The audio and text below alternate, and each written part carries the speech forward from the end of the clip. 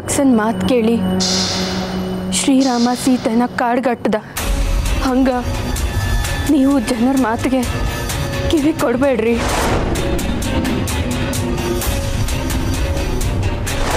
ಬೆಂಕಿ ಅದ, ಅದಕ್ಕೆ ಹೋಗಿ ಎದ್ದದ.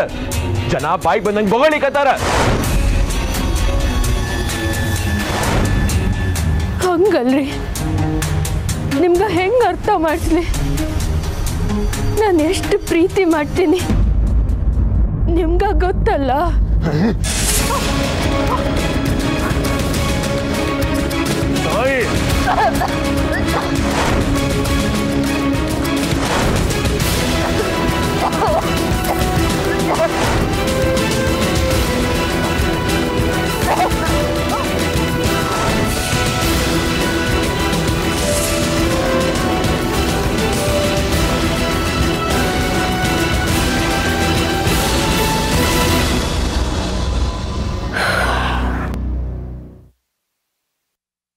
ನನಗೆ ಯಾಕೆ ಈ ಥರ ಕನ್ಸ್ಬಿತ್ತು?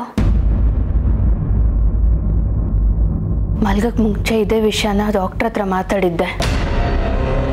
ಮೋಸ್ಟ್ಲಿ ಅದೇ ಗುಂಗಲ್ ಮಲಗಿದೆ, ಅದಕ್ಕೆ ಈ ಥರ ಕನ್ಸ್ಬಿದ್ದಿದೆ ಅನ್ಸುತ್ತೆ.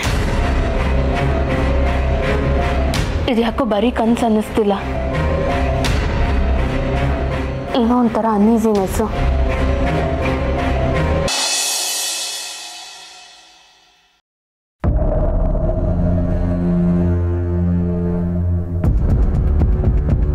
ಅದಕ್ಕೆ ಇವ್ ನಿಮ್ಮ ಜೊತೆಗೆ ಮಾತಾಡಬೇಕು ಅಂತ ಹೇಳ್ದ, ಅದಕ್ಕೆ ಕರ್ಕೊಂಬಂದೆ.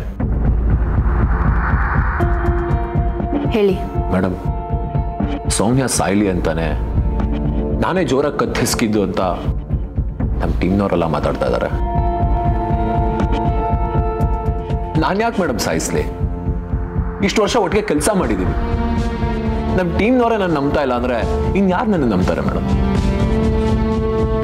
ನೀವು ನಂಬ್ತೀರಾ ಅನ್ನಿಸ್ತು, ಅದಕ್ಕೆ ನಿಮ್ಮ ಹತ್ರ ಬಂದೆ. ಪ್ಲೀಸ್ ಮೇಡಮ್, ಸೌಮ್ಯ ಸಾವಿಗೆ ನಾನು ಕಾರಣ ಅಲ್ಲ ಅಂತ ಪ್ಲೀಸ್ ನೀವೇ ಸಾಬೀತು ಮಾಡಬೇಕು. ನೋಡಿ, ನೀವು ಆತ್ಮಹತ್ಯೆ ಮಾಡ್ಕೋಬಾರ್ದು ಅಂತ ನೆನ್ನೆ ನಿಮ್ಮ ಪರ ಮಾತಾಡಿದೆ. ಹಾಗಂತ ನೀವು ನಿರಪರಾಧಿ ಅಂತ ನಾನು ಗ್ಯಾರಂಟಿಯಾಗಿ ಹೇಳೋಕ್ಕಾಗಲ್ಲ, ಯಾಕಂದರೆ ನನಗೆ ಆ ಗ್ಯಾರಂಟಿ ಇಲ್ಲ. ಮೇಡಮ್ ಪ್ಲೀಸ್ ನನ್ನ ನಂಬಿ.